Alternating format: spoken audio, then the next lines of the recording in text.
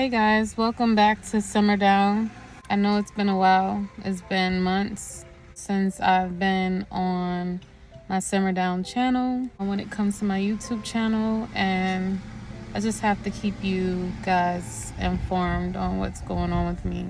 So as you know, if you looked at my About Me video, at one point in my life I was fighting breast cancer about 3 years ago. So it's been 3 years under remission for me. When I was fighting breast cancer, my father was here with me, helping me fight. He was here taking care of not only me, but he was also taking care of my little girl.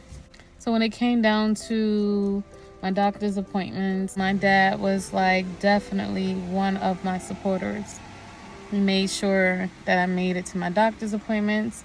Sometimes I had like brain fogs, where I couldn't remember certain things. So my dad would make sure that I wouldn't miss any of my appointments. He would be like, oh, on this day and this time you have an appointment. It's coming up and they want you to do this before your appointment. When I say every treatment that I ever had when it came to chemo, he was there. They will last all day long. After I finished my treatment, I wanted to, whatever I dreamed of doing, I wanted to do it. So once I finished chemo, I was like, okay, YouTube is out there. I can use YouTube to show my work when it comes to cooking. So when I started YouTube, my dad was very happy about it. When I say he was like my number one supporter when it came to cooking, when I told him I was gonna start a YouTube channel, he was very excited about it.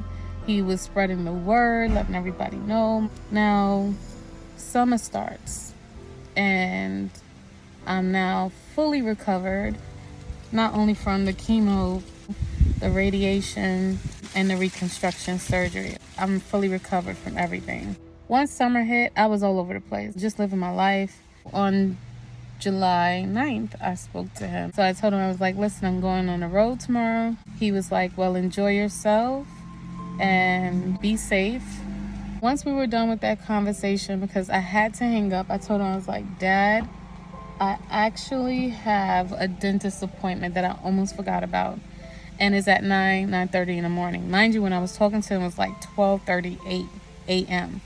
So he was like, oh, okay. So we stayed on the phone till like 2 in the morning. I said, I will give you a call tomorrow to let you know how everything went with the party. And he was like, all right, no problem. Well, I just want you to enjoy yourself, stay safe, and I love you. That was the last thing he said to me. And I said, I love you too, Dad.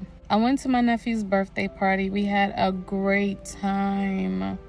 My sister and I went to an indoor kids amusement park, and then we also left there and went to a Cuban restaurant. So one thing about me and my dad, we would talk about food all the time. So when I finished with the Cuban restaurant, I said, you know what? Once I get back home, I'm going to let my dad know that I just ate something really good. And whenever he's in town visiting my sister, I want him to stop at that place. But for some reason, I did not call him. It was late. It was like 10:30, 11:30 when I got back home. And I was like, okay, if anything, I'll call him when I get up in the morning. So that was July 9th. Yeah, it was July 9th because it was like 11:30 at night. I fell asleep. Next thing you know, I get a call at 4 o'clock in the morning, which will be considered July 10th. And the person that called me, I don't speak to them often. You already know when you get that call, especially when you don't talk to this person on a regular, you already know deep down inside what's going on.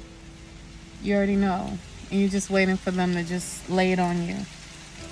So I see my caller ID and I'm like, all right, this person is calling me, and I know it has something to do with my dad. And because they're calling me for something in the morning, I know it's not because my dad is sick. If my dad is sick, they will be able to call me later on, like 9:30, 10 o'clock in the morning, not 4 in the morning. I picked up the phone, answered, and before they even got any words out, I said, I already know. they were just like letting me know what all took place. He was a vegan. I just don't understand what happened. Just knowing that I went through all of that and he was right there every day, all day. And I say, I got it was the saying when he was here. I got it. I'm like, I got it, Dad. I got it. I would have to like really like run out the house while I'm saying I got it. It's a lot. I started my first session, counseling session, and it went very well. I hope that as time goes on, she will definitely help me with coping with the loss of my dad. I have like good days, bad days. I could be happy right now, and literally in 10 to 15 minutes, I am crying, or I'm just like a walking zombie. And if somebody doesn't know me, they're probably like, she was just happy a few minutes ago and now she looks like she's having a nervous breakdown. I wanted to keep you guys posted to let you know that I didn't forget about you. I just struggle every day to pull out the camera and to record. I know my dad, he would love it if I kept going when it comes to my YouTube channel, because when I say he talked about my YouTube channel every chance he got, he would be extremely happy that I would continue on. I feel like the way my life is set up, I have been through so much that I can't keep silent. I have to share with someone, because I don't know who I'm helping.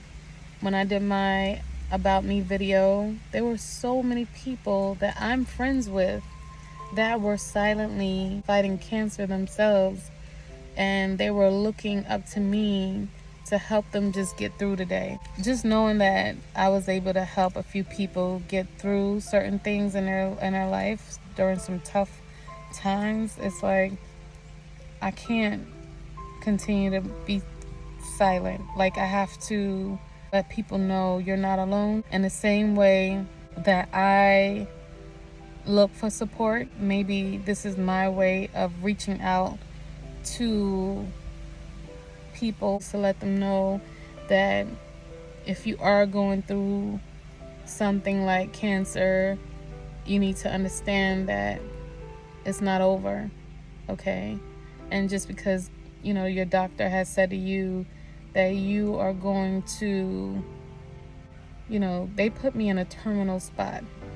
But look, I'm here right now talking to you guys about somebody that took care of me when I was supposed to be terminal, and they have passed.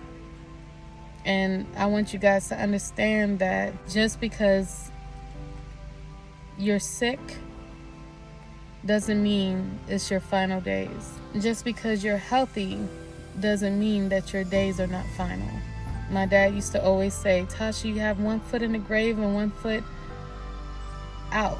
My story about my dad lets me know someone could be completely healthy looking and they could be down to their last days. But we just have to enjoy the time that we have. And I think now it is so important to like take this time to enjoy it. Don't take life for granted. I just need some time, guys. I need a little bit more time to figure this thing out. When I do start a video, I hope you guys are still here. I want to make sure that the content is good and is worth uploading. If you are going through the same thing that I'm going through, or you have been down this road, I'm just wondering how you cope with it. So far, before counseling, I would go on to some past messages on Facebook, and on my phone, I would look at some messages that my dad has sent me and just start laughing, depending on what the message was. One thing that did make me smile was my dad had set up an avatar. Mind you, he's 64. He was 64 years old. But he had an avatar. I guess it's supposed to look like him. He's 64 years old, but the avatar looked like he was in his late 20s. So I used to always laugh at his avatar and say, Dad, I mean, really? Do you really think this avatar looks like you? The avatar had like a little goatee, wasn't salt and pepper. It was like he had a bald head, but he just looked like, I would say more like Boris Kojo. Like, okay. When I seen it, I just started laughing. It was little things like that would just put me in a good spot.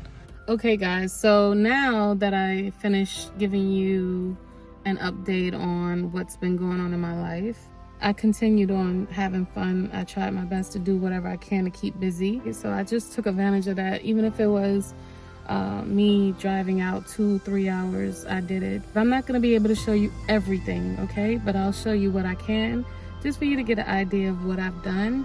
And I guess to get to really understand who I am. So yeah, I'm going to share that with you guys. And like, if there is someone out there, like I have said before, who's going through the same thing, maybe this will give you some ideas like on how to cope. I will keep you guys posted. I hope you guys are having an awesome day. Don't forget to like, comment, share, and subscribe. If you haven't subscribed, please subscribe. Don't give up on me yet, guys. I'll be back. So stay tuned, and I'll see you guys in a bit. Take care. Dear Tyrone, I'm thankful for you being in my life, my children, your guidance, your memories, and your love.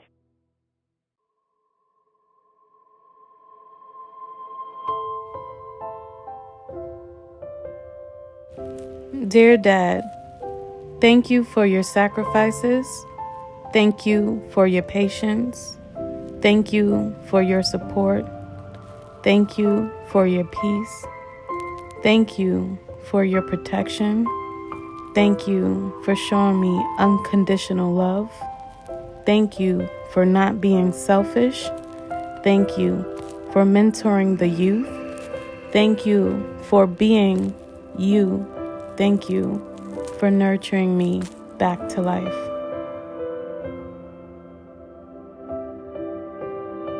Happy Thanksgiving from Aisha Chronicles. All right. All right. Salute. Dear Dad, thank you for everything. Thank you for loving me when no one else would. Thank you for teaching me how to be loved from a man. Thank you for having my back 1,000% of the way. Thank you for teaching me empathy.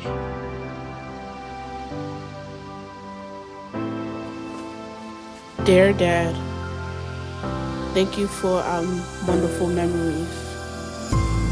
Thank you for your unconditional love. Thank you for being the greatest dad ever. Thank you for loving me. And thank you for being you. Thank you for everything.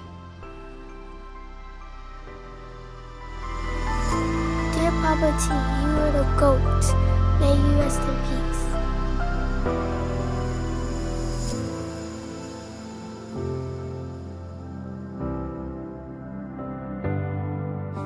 Dear Grandpa, this is Cree.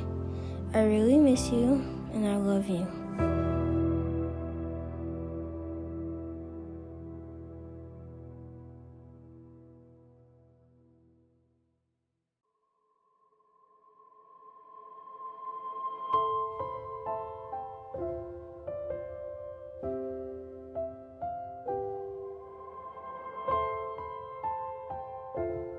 We miss you, Papa T.